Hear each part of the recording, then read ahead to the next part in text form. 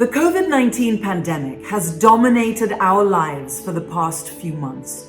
In all of the countries in which they operate, the agencies of the Aga Khan Development Network have been responding and providing support to all of the communities they work with. I'm Zain Verji. Join me for a discussion with the leadership from AKDN agencies in Afghanistan, Tajikistan, Syria, Pakistan, and East Africa as we hear more about the challenges, the responses, and the impact in all of these regions.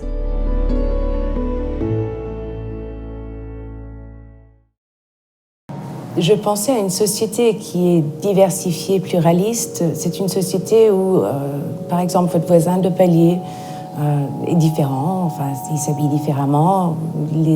Les parfums de cuisine qui émanent de son appartement sont différents des vôtres. Sur le palier en dessous, il y a encore une famille différente.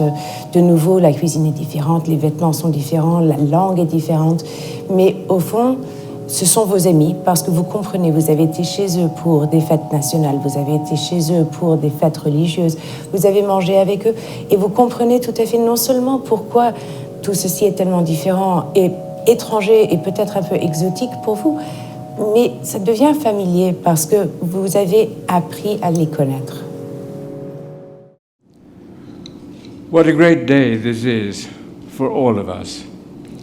And what a special ceremony as we honor a beautiful symbol of Canada's rich past and rededicate it to the great cause of pluralistic global future. What happens at 330 Sussex Drive in the years ahead will radiate well out beyond its walls to the entire world. Let me emphasize a point about the concept of pluralism that is sometimes misunderstood.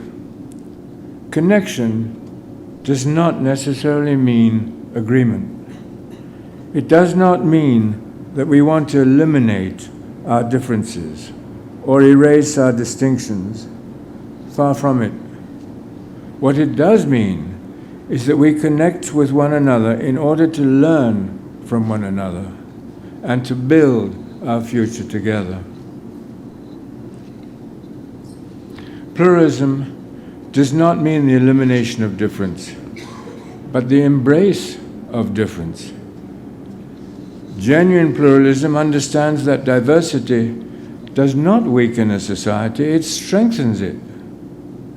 In an ever-shrinking, ever more diverse world, a genuine sense of pluralism is the indispensable foundation for human peace and progress.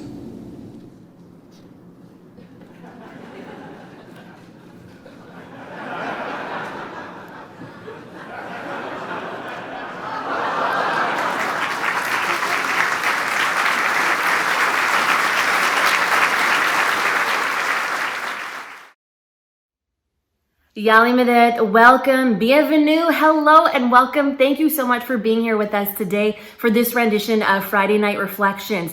To our Jamaati members, our multi-faith family members, our friends, wherever you're joining us from, all the way from the East Coast to the West Coast. Maybe you're coming from your kitchen, your couch, where I am, maybe even the bathroom, the bathtub. We're not making a lot of movement right now, but wherever you're joining us from, thanks so much for being here. Now, I know last time I was here, I had a cup of chai in one hand and a naan katai, my nasto, in the other. But I wasn't expecting COVID-19 to last as long as it is. I know everyone told me it would, but I wasn't prepared. So I put on a little bit of weight and someone here tattletaled, and now my doctor has suggested I switch to bone broth and a mandarin. So while you're having your wonderful nasto and chai, I will be here with my healthy snack. Now I'm going to give you a second to call everyone around just like we did last time, gather everyone, because this is our chance to spend some time together, hang out, and do what we would normally be doing on a Friday night, being together in congregation.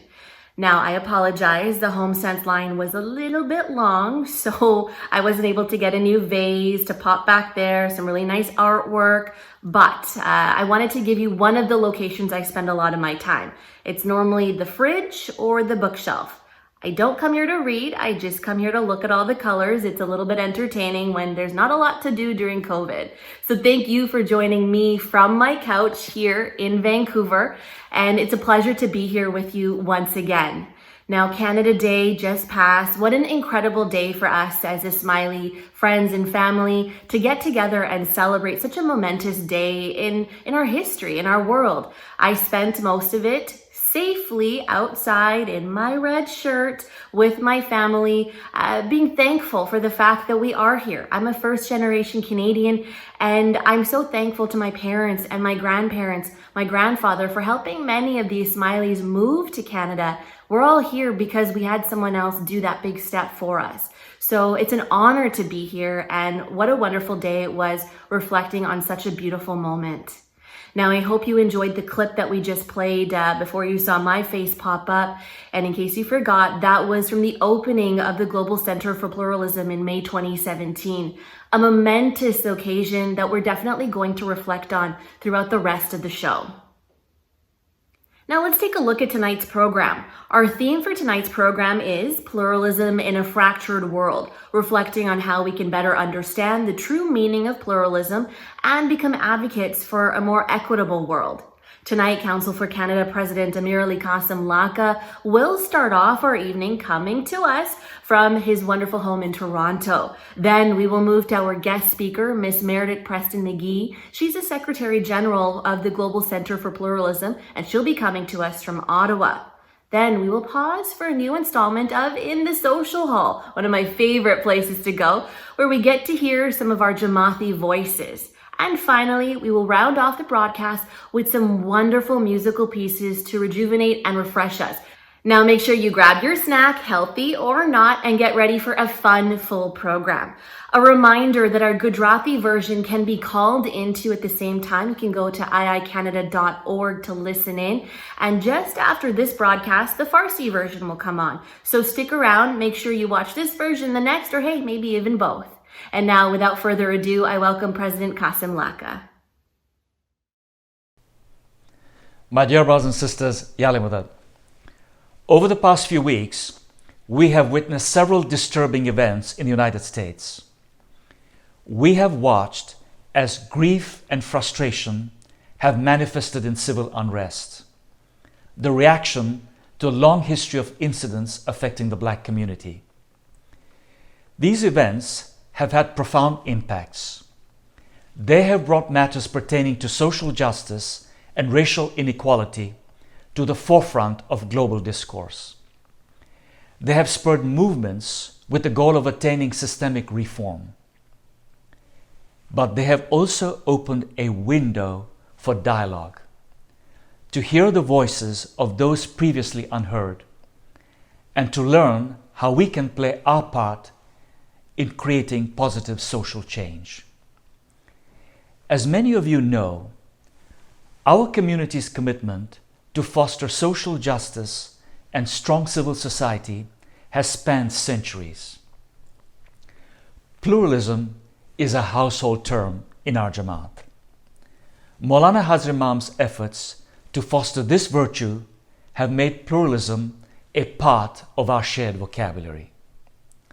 As Ismailis, we have long experienced what it means to live as a small community within larger societies. It was not long ago when we were being welcomed into Canada as refugees from East Africa and South Asia. In this way, pluralism is also a central part of our shared experience. Today, I would like to touch on three matters: the meaning of pluralism and its role in our faith, the increasing challenge of adopting pluralism in our world, and the means by which we can respond. I am delighted to be joined by Meredith Preston McGee, Secretary General of the Global Center for Pluralism, who will also share her perspective on this topic. Let me start by providing some grounding in the meaning of pluralism and the role it plays in Islam. Pluralism is an ethic of respect for diversity, the capacity to see those from different backgrounds as equal. The goal of pluralism is to achieve a state whereby those with dissimilar identities and viewpoints learn to value the differences between them. Pluralist societies do not emerge organically. They require continuous investment across different sectors, economic, political, and social. But they also require a behavioral mindset on the part of every individual. Diversity in our society is an uncontrollable fact of life. However, the response to diversity is a choice that we make. The value in pluralism is not in highlighting our similarities, but rather in celebrating what makes us different. This concept is of immense significance in our faith and has played a central role in Hazrat Imam's efforts over many decades. It stems from the fundamental notion that Allah has created men and women from one soul. And in tracing the genealogy of mankind to this single source, we realize that there is no basis or meaning that comes from assuming any perceived superiority from one's race. A pluralist recognizes that though we emerge from one spirit, one light, each manifestation is different. Through these differences, we learn to appreciate the richness of Allah's creation. We learn that there is endless diversity in Allah's expression, that His creativity has no limits, and that this creativity exists within the context of our togetherness. They may be they, you may be you, but we are all one. True understanding of this principle transforms pluralism from a mere concept to a value, a deeply held value, an emotion that takes root in our hearts once we recognize that the Spirit is present in us and the Spirit is present in all of humanity. This alters our worldview and our perception of life. It impels a feeling of empathy, of brotherhood and sisterhood that tells us to take good care of one another, because ultimately it is that same common origin to which we will one day return. It makes us look beyond the physical in one another to the life source that is sustaining each of us, because there is a life source that is sustaining us. To understand this concept, our 48th Imam used the analogy, the beautiful analogy of sparks that constitute a single flame. Pluralism is that call to appreciate the fundamental unity of spirit, of light. Let me spend a moment on the increasing challenge of adopting pluralism today. Our history, human history, is filled with lessons from the success and failure of embracing a humanity which is diverse. Today, as our world becomes smaller, this diversity is more apparent. New technology means that we are coming into contact with people from all geographies and backgrounds. Humans are more mobile and able to travel and relocate with relative ease. Our news, media, and flow of information have become seamless. The need for pluralism is greater now than ever in our history. So how should we respond? I will outline two sets of measures, those we can take as individuals and those we can take for the benefit of greater society. What are the individual measures we can take? Hazrat Imam has said, "It has never been easy for people to live together. I am not one who believes in some natural human disposition to welcome the stranger. Wiping away superficial misunderstandings will not by itself allow a spontaneous spirit of accommodation to blossom. People are not born into pluralist values, they learn about them. So, Hazrat Imam is telling us that pluralism is not an innate quality. It is one that needs to be nurtured through compromise, humility, forgiveness, patience, and welcoming human difference. A pluralist mindset requires active effort on the part of every individual to overcome biases. What are the measures we can take to promote pluralism more broadly? Hazrat Imam has highlighted a specific role for the Canadian Jamaat. Let me share with you what he said to the leadership last year. We need to instill Canadian values, the first amongst which is pluralism. The Canadian experience is very important indeed. I hope young Murids will be encouraged to serve within the Jamaat in Canada and around the world and spread Canadian values.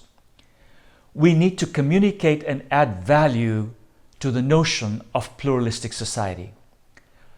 Pluralism is critical for so many countries of the world where the Jamaat is living. So, Hazrat Imam's vision is that the Canadian Jamaat should play a role in sharing Canada's pluralistic values to promote peace. This can be done through rendering service around the world, particularly in countries where the Jamaat is living, to achieve peace in these countries. Canadians are very effective in conveying values when they serve in humanitarian projects. Canadian values of inclusion and tolerance come through in our service engagements. But there's another responsibility Hazrat Imam has given to his Canadian Jamaat, which is to teach pluralist values in the early years, when children are most receptive. Remember what he said, people are not born with pluralist values. We have an opportunity to teach pluralism beginning with early childhood development. In our Jamaat, we have the intellectual capacity, the resources to teach that value in ECD. We have educators who have the ability to exhibit and underline pluralist values through education, both here and abroad. This is an area where we need our Canadian educators in our Jamaat to assist us in order to focus our efforts. So, I say to the Jamaat, successfully putting pluralist values into practice is difficult. It requires hard work. It requires a mindset that constantly adapts and readapts. But our efforts have to be sustained, not short-lived. In the final analysis, pluralism is about recognizing the single spirit, the light which has infinite forms, including its continuing manifestation in all of humanity within whom the light is present. When we begin to think about it in this way, this is when we begin to realize that Hazrat Imam's work in pluralism is not only a matter of great pragmatic importance, but one of deep spiritual significance. As Hazrat Imam has said, what we imagine our communities to be must also evolve with the tides of history. It will never be complete, but no work will be more important. Before I conclude, I want to recognize with immense pride and happiness the appointment this week of Mrs. Salma Lakhani as Lieutenant Governor of Alberta. This is an honor of great significance for the Jamaat. It is a reflection of the exceptional contributions our Jamaat is making to the fabric of Canadian society, in keeping with the vision that Hazrat Imam established for his Canadian Jamaat nearly 50 years ago. On behalf of all of you, I convey our deepest congratulations to Mrs. Lakhani and her family. Thank you and Khuda Hafiz. Special congratulations to Salma Lakhani for the incredible honor of your appointment as the next Lieutenant Governor of Alberta. I can definitely say you make us all so proud. Thank you so much, President Tsai, for those incredibly motivating words, as well as for being here with us week after week to remind us that as one Jamaat, one family, we are going to get through this. I know I'm joined normally by my family. They didn't join in to host, but we head to this couch, we sit down, we listen, and we wait to hear what's coming next from you. So we look forward to hearing from you again week after week. Now, I'm very excited to be joined by Meredith Preston McGee. She's the Secretary General for the Global Center for Pluralism, where she assumed that role in 2019. Now, she's a woman with many talents, has made quite a difference in our world, a resume that could go scrolls and scrolls long, so I may peek down to a bit of it to tell you more about her. Now, she spent over 20 years working in conflict and instability in areas from Asia to Africa in some of the most difficult parts of the world. And most recently, she was the Africa Regional Director with the Center for Humanitarian Dialogue, where she oversaw the center's complex mediation and dialogue efforts in places like Sudan, Southern Sudan, Kenya, and other places. It is an absolute honor to be joined by Meredith. All right, so Meredith, you're here with us. You're the professional. You're the one that's going to be the well of knowledge for us. But before we dive into the deep, really intense questions, I'm just kidding. They're going to be fun questions. What I really want to ask you first off is, what is pluralism? I've heard many definitions growing up. I hear them from my grandparents, from the kids in the family. But I want to ask you to break it down for me. What is pluralism? Thanks, Zara. And you know, it's interesting because we at the center feel a bit like it's a blessing and a curse. It's an incredibly broad concept, and so it encompasses all of these incredible ideas and values and ethics. But at the same time, there's a danger that then it can mean many, many things to many people. One of the ways that we try to break it down is as follows.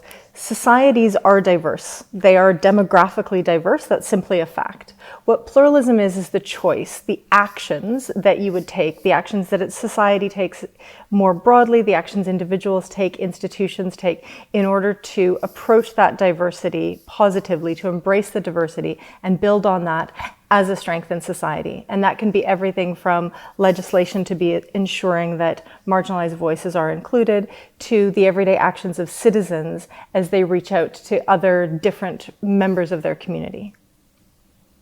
Now, you know, at this particular moment in history, we're seeing it's quite a crazy time. There's a pandemic. Yes, it's been going on for months, but we're also seeing a call to end systemic racism. It's not a new call. It's a call that's been happening, I can't even say for how long. But from what you're saying about pluralism, how can pluralism lend to continuing this conversation, but also to help what's happening in the world right now, Meredith?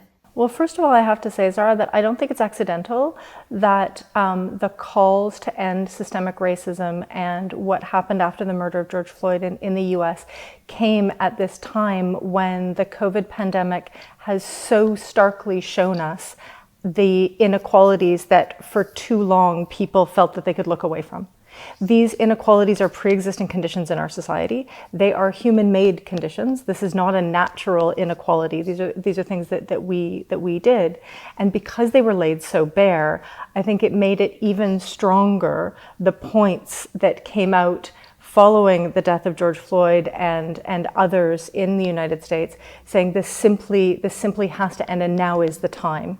And I think there's been sort of an opportunity with the incredible difficulty that this year has brought us for people to say the time for change is now. To your point on pluralism, you know, it's what I think is particularly useful about pluralism as a concept is that it encompasses all of these different elements of how a society engages with difference, how a society engages with inclusion and exclusion. And particularly in terms of racism, what racism really is one of the most egregious forms of social exclusion. It's essentially saying, because of the color of your skin, because of your ethnicity, you are not a whole member of the society. You can't engage, you can't lay claim, you can't speak out, you can't feel safe, you can't benefit from services. And these are all of the different components that we think about when we look at exclusion and marginalization in terms of pluralism itself. What I like about pluralism as a concept is that it's fundamentally positive. It's saying we as a society, if we focus on pluralism as the core ethic in society, our societies will be more successful. We will be more peaceful, we will be more resilient, we will be better at supporting vulnerable members in the community. We will have a richer tapestry from which to draw.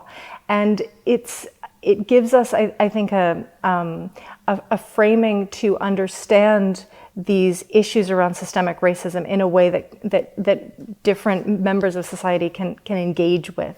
The caveat I would make, though, that's sort of the warning to it, is that I don't think pluralism is sort of an antidote or a response just in and of itself to racism, and we mustn't feel that we can't have the difficult conversation that you need to have around subjects like racism. Part of what we believe really strongly that a pluralist society must do is have the complicated conversations around difference. Be willing to engage with somebody who doesn't agree with you, and don't assume that at the end of that conversation you're all going to agree. It's about managing and embracing those differences. It isn't about melding all the differences into one thing. So when we think about what pluralism really brings to these conversations around racism and movements towards anti-racism, I think it's this larger framing, but then we have to break down each of these components and have the complicated conversations around systemic racism, not obviously just in the US, but here in Canada and around the world. Now, I know based off of what you're saying, there's a lot of work that is being done, but still a lot of work that needs to be done. Now, with the Global Center for Pluralism, what would you say is being done through your team, through your work, that can sort of answer some of these hard questions that we have? You've mentioned there are so many components, there are so many conversations that need to happen, but what can we say that the center is doing to sort of hone in and focus in on those conversations? Well, there's several different things that we're doing, but one example that I'll give you, because I think it's particularly pertinent, is around education. And as all of you in Jamaat will know much better than I, His Highness talks often about the importance of education and the fact that pluralism and the pluralist ethic is not something that everyone is born with. It is something that has to be learned. It is something that comes out of education. And our education program at the center very much focuses on how to develop tools for teachers to help teachers essentially teach the whole child, regardless of the curriculum that you're teaching, how you help children become pluralist citizens from a young age. And so in terms specifically of these issues of systemic racism and the conversations that need to be had, what we've launched just now is a summer program that's going to be professional development for teachers around teaching teachers to talk about racism in the classroom. And helping teachers have those complicated conversations, and we're really, really hopeful that if we're able to, that we'll continue this professional development far beyond this summer and this moment. I think this is part of a much longer and broader conversation. I'm very conscious in a lot of the discussions that have been had in the media and among different social movements and so forth recently, that one of the dangers is that you talk about racism when there's a crisis, and then people want things to go back to normal, as it were, and people want to find a way of looking away again. And I think we really need to seize this opportunity to make systemic change that lasts, which also requires us to have the conversations for a much longer period of time than just the sort of the COVID moment and this summer itself. I love how you said the COVID moment, but this conversation needs to happen to open our minds a bit more. And I know that the center has actually come up with initiatives like you mentioned for teachers. Is that to do with the pluralism and pandemic initiative that's happening online? And if so, tell us a bit more about that and what sort of inspired that. You've talked a lot about the steps that you are taking, and we want to learn more about that and how we can use those tools. Great. So when we all went into our collective isolation, and me and my staff were all working from our dining tables, as we of course still are. I'm in our beautiful office today, but came in, of course, for for this interview. We were thinking about how we can engage in the conversation in the online space and how we could do that in real time. And we feel really strongly that as we think about the immediate response to COVID-19 and the longer term recovery from COVID-19, pluralism has really important lessons to teach us within that. That this is not just a health crisis. This is a social crisis. This is a crisis that has arisen or has been exacerbated by the deep inequalities around the world.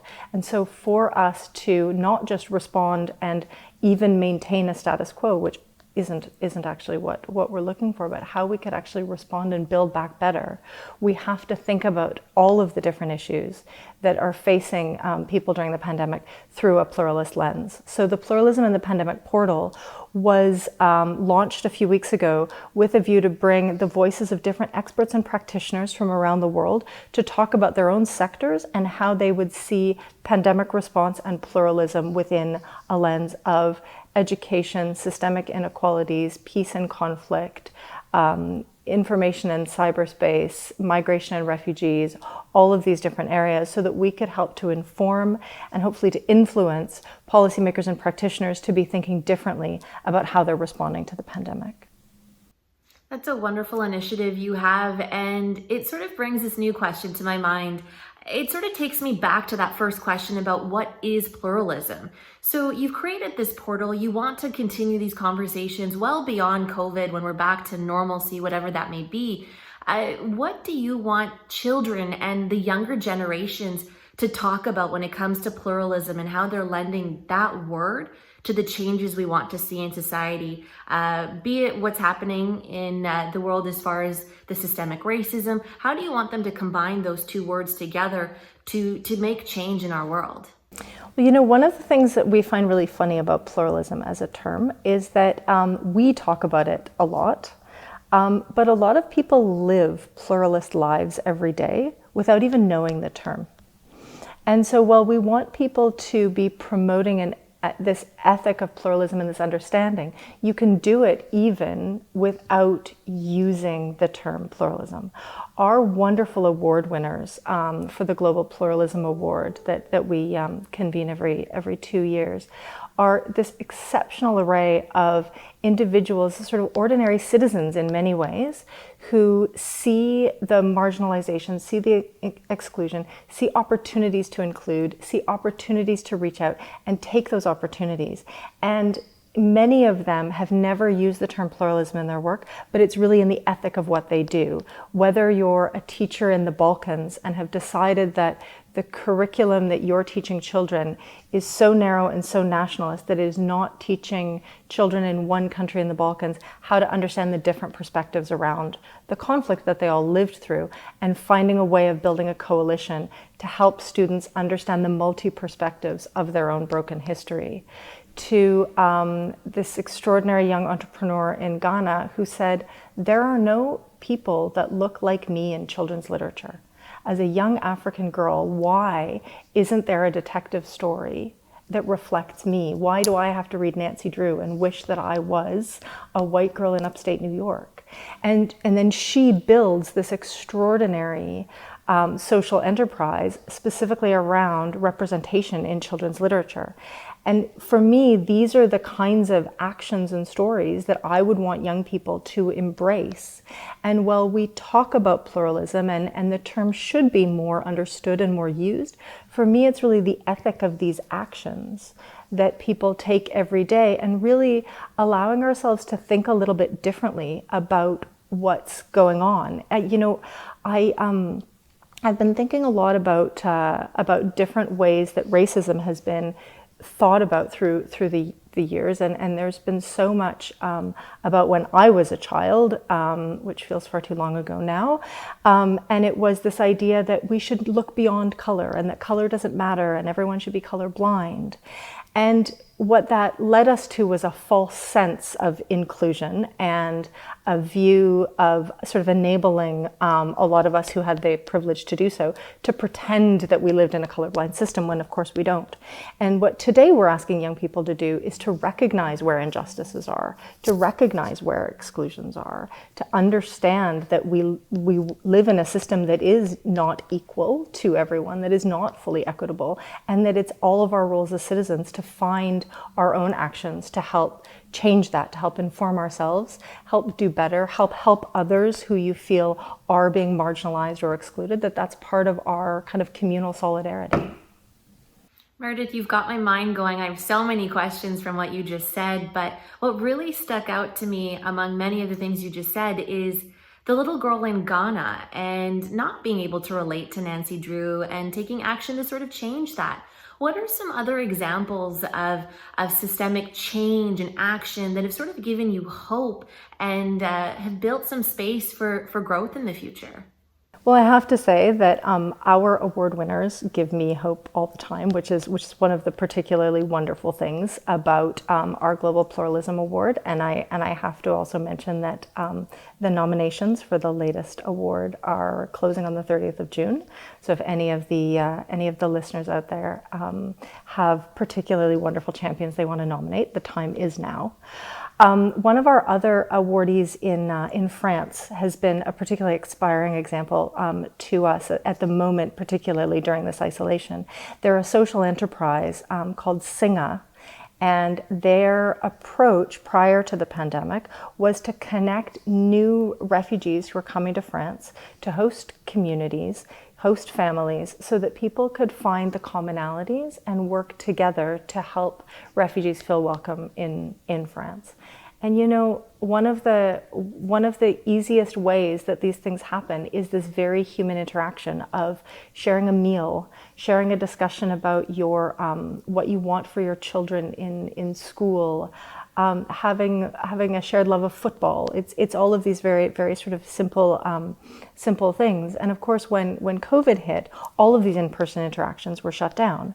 Now they're an incredibly innovative group, and what they have done is moved into an online kind of matching platform where refugees and individuals in France would sign up essentially, and you fill out a little questionnaire and you get matched with someone, and then you are able to take these kinds of interactions online, and they've had a fabulous response.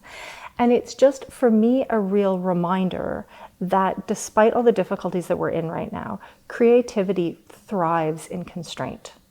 And I have to say that as difficult as this year has been for everyone, that the fact that we're having these difficult conversations, the fact that all of this really scary, chaotic change is happening all around us, I feel like if we can continue to move it in a way that takes us in the right direction, that can't be anything but a good thing. It's hard, but we can make it better. And not to say that there are not huge forces working against all of that. I'm not naive to those. There's been a huge failure of international cooperation in working around the crisis. There's been a rise of nationalism, of xenophobia, of racism. All of these sort of negative trends are absolutely on the rise. But at the same time, the fact that it has laid bare these issues for us to discuss does really inspire me. So Meredith, you've taught me so much in such a short period of time. I wish I could just, have a cup of tea with you. We're not there yet with COVID, but I do want to ask, you've brought up this whole concept of the portal that exists online. You've talked about different methods of people being able to help. We're a community of action, as you know. We like to know exactly right now, what can we do? So I want to ask you, what can we do right now? There's a lot happening, not just with COVID, but like we said, with systemic racism. What can we as a Jamaat, as a community, as a worldwide community start doing as of today? Well, I think there's a lot of different things that people can do in their different daily lives. And it is true, I think, also in this period of constraint that we're in, that one of the things that's actually good for people's mental health is to feel like you're acting, that you're not just watching these issues wash over you, but you're trying to find a way of doing something about it. And that can take a whole bunch of different forms. Obviously, if there's educators in the audience, come talk to us about our anti-racism professional development tools and things like that. I would say there's there'll be medical professionals in the viewership who may want to look at how some of these issues are playing out in the health system. And there's been some really interesting and very, very difficult things that have come out recently about racism within the health system and really kind of understanding that. But beyond even thinking about it in your own professional sphere, I think there's a lot of things personally that people can do. Reach out to somebody in your community, somebody maybe who is a newcomer to Canada. Maybe it's someone who's come as a refugee to Canada. Reach out to somebody who has a different worldview than you.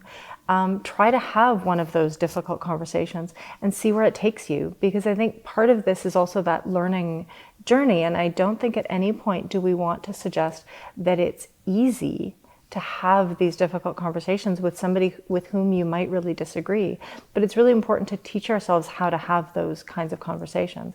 There's a lot of organizations that are doing a lot of work in Canada around anti-racism, around marginalization and exclusion. Reach out to some of those organizations, see if you can volunteer your time in your local community. I really feel like getting involved where you are just makes a huge difference, because it also sends a message to excluded individuals, groups within your community, that there's some solidarity from other actors who may have more privilege than they do in the wider society.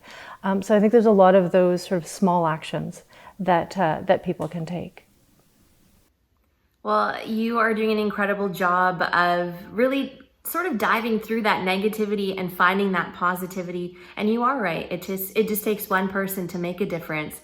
So Meredith, you've inspired me. I'm going to read more books. I'm going to head online. I'm going to do all of those things. But I want to ask you, is there anything else I missed out on? Because I could ask you 100 questions. I have so many. Something else that has been really on my mind is the role that the economic system has played in the level of inequality around COVID, and therefore the level of vulnerability around this. And in a conversation we were having earlier this week, we were talking a lot about the importance of this new social movement, this new movement that's coming around with a lot of progressive economists saying we need to move from essentially shareholder capitalism to stakeholder capitalism. We need to have a more inclusive economic model.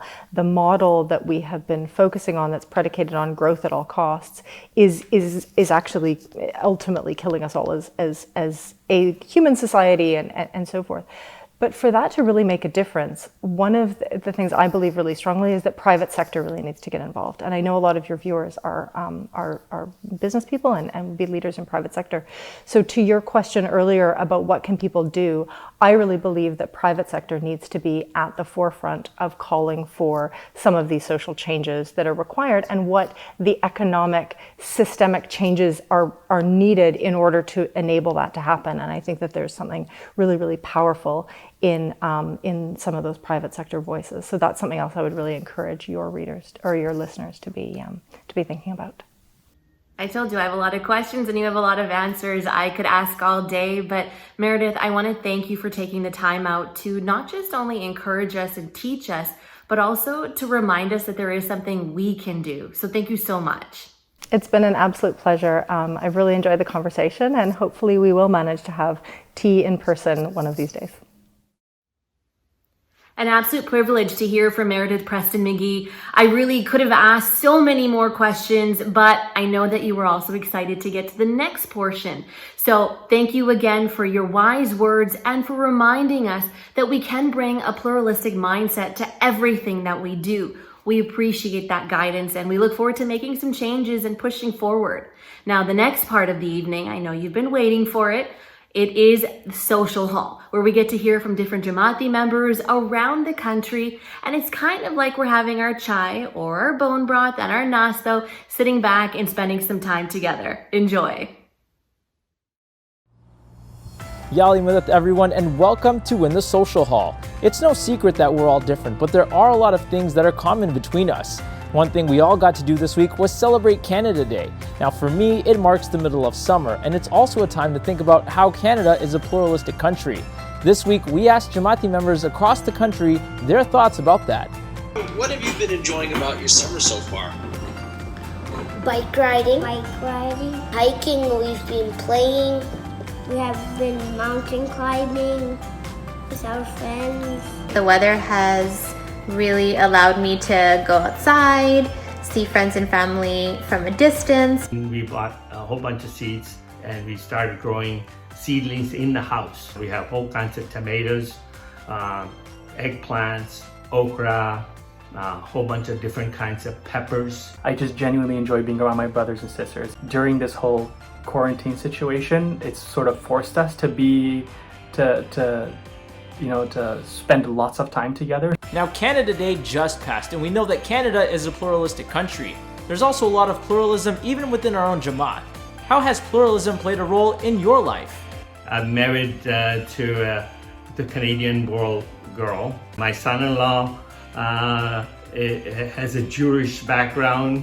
I'm a Muslim, so the pluralism is very, very part of our life. Even in an Afghani context, like there are people who are Afghans who come from who practice things differently, who practice different religions, that engage in different social activities. I think this time has really given me a chance to see this kind of common humanity that all of us share, even though we all come from different backgrounds.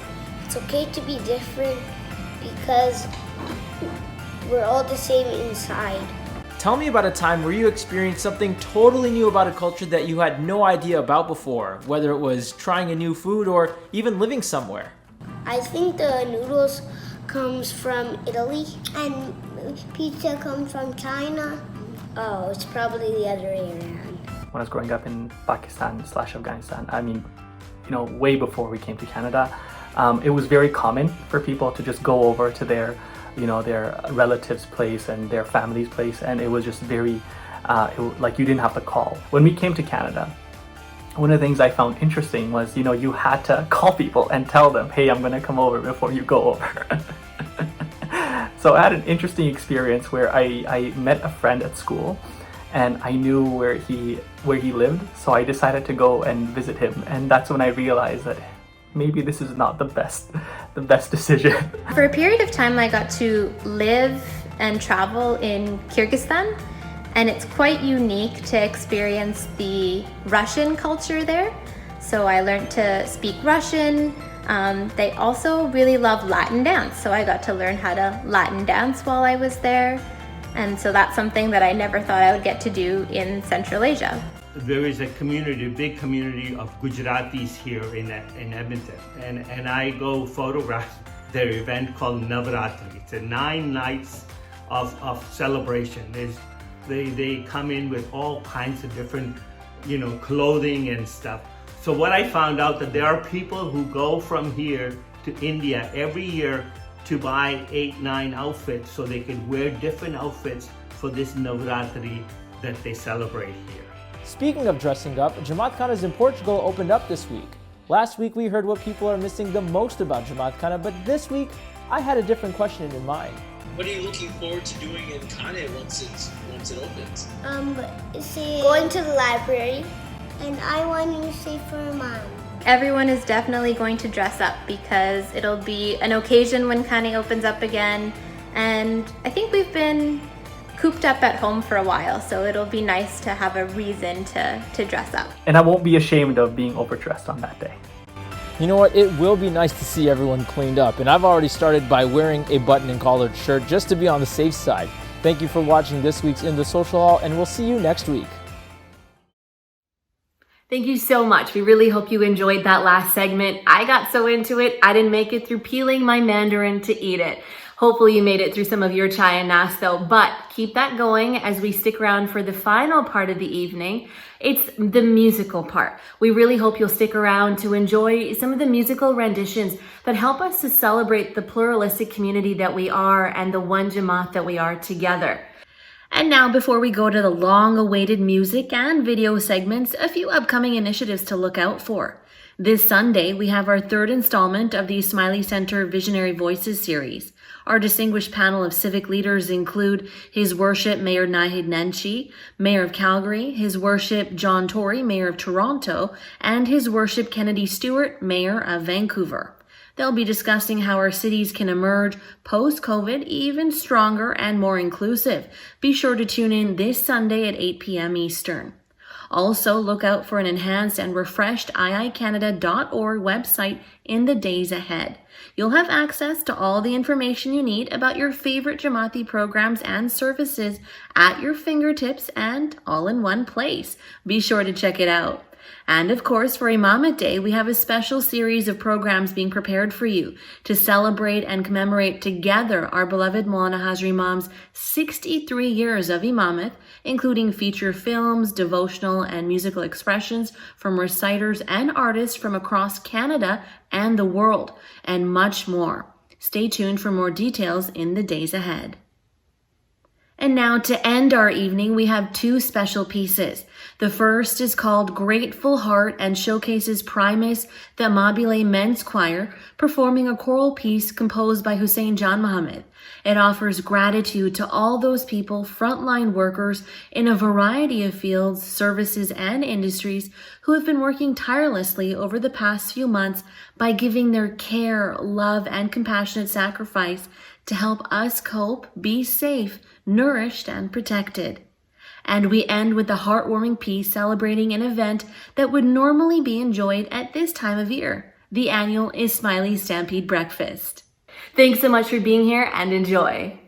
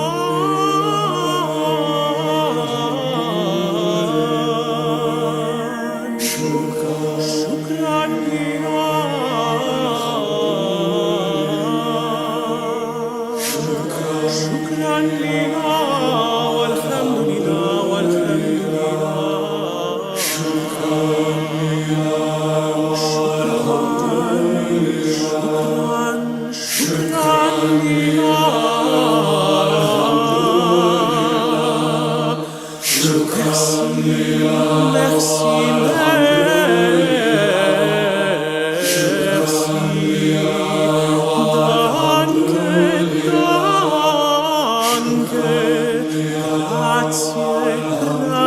Grazie, grazie.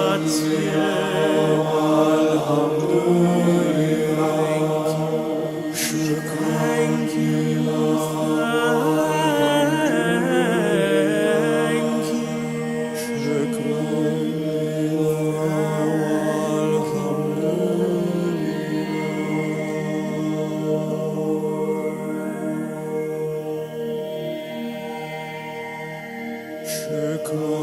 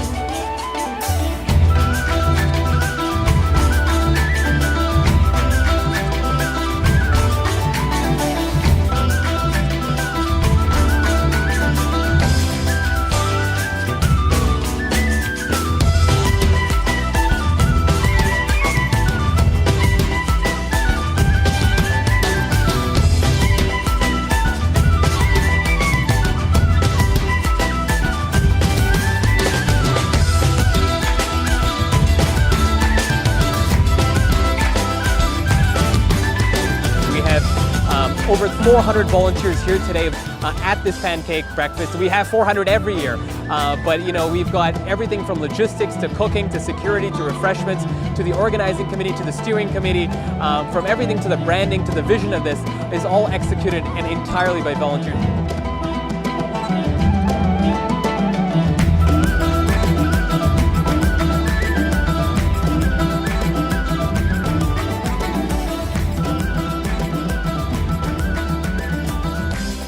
We chose this location overlooking the Stampede grounds to send a message to the Ismaili community of regret that there won't be an annual Ismaili Stampede breakfast this year, as there won't be a Calgary Stampede this year, and certainly we hope for one in 2021.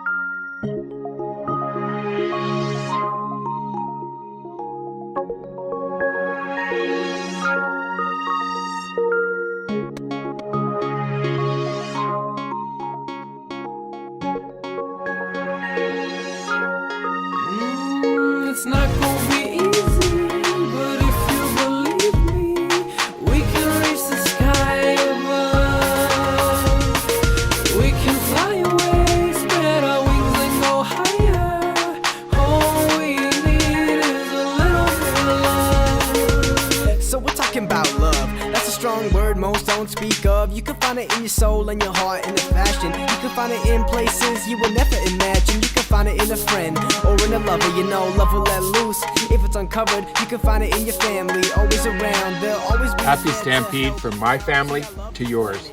Peace be with you. Yahoo! Yahoo!